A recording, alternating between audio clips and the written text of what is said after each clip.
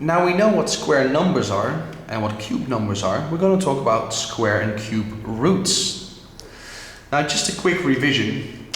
We've said that 4 to the power 2 is 16. That makes 16 a square number. It is, if you like, the area of a square with length 4. Yeah, so 16 is the square number.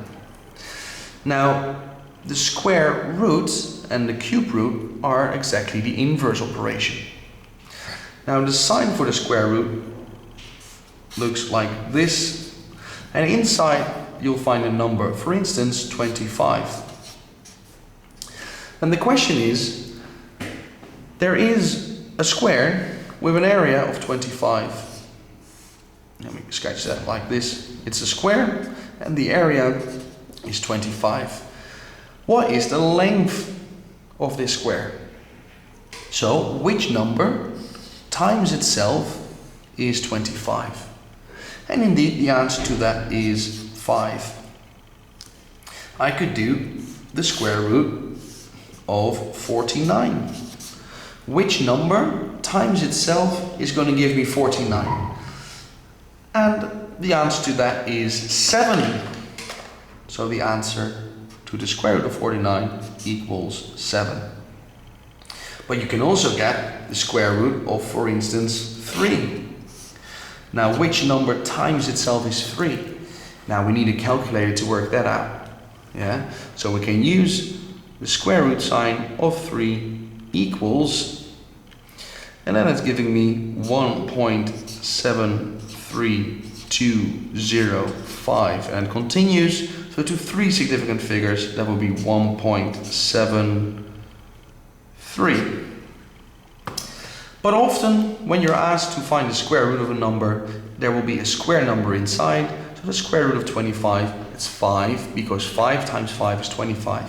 The square root of 49 is 7, because 7 times 7 is 49.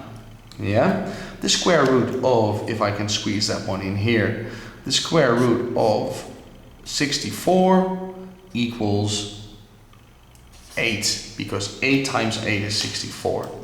Excellent. Now the cube root works the same principle. Let's go back to a cube number first. Yeah? A cube number, we said, for instance, is 27. So a cube number, for instance, is 27. And why is that? Because a cube, so let's say a 3-dimensional square, if you like, yeah. If a length is 3, then all the lengths are the same, 3, and then the volume of that cube, 3 times 3 times 3, so 3 times 3 times 3, that is a cube number.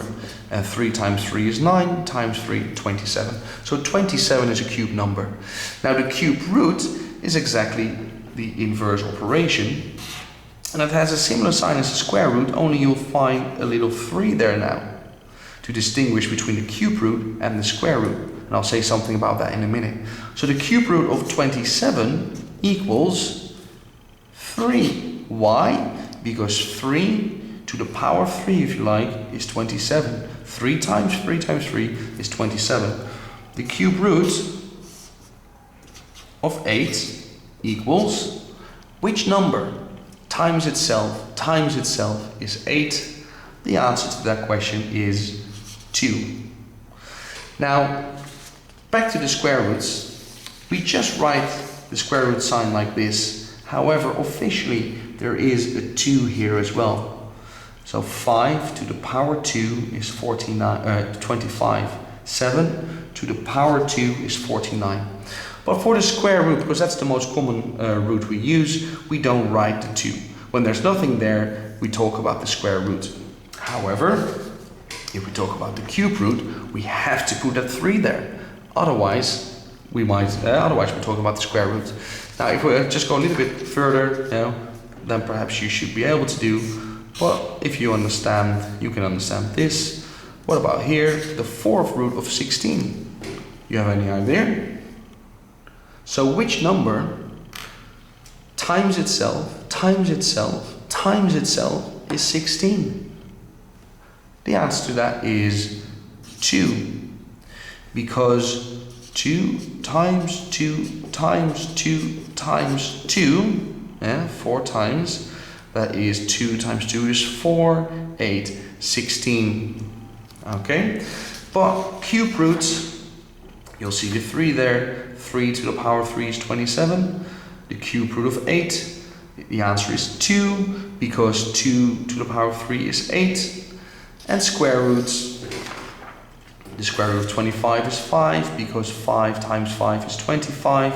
The square root of 49 is 7, because 7 times 7 is 49.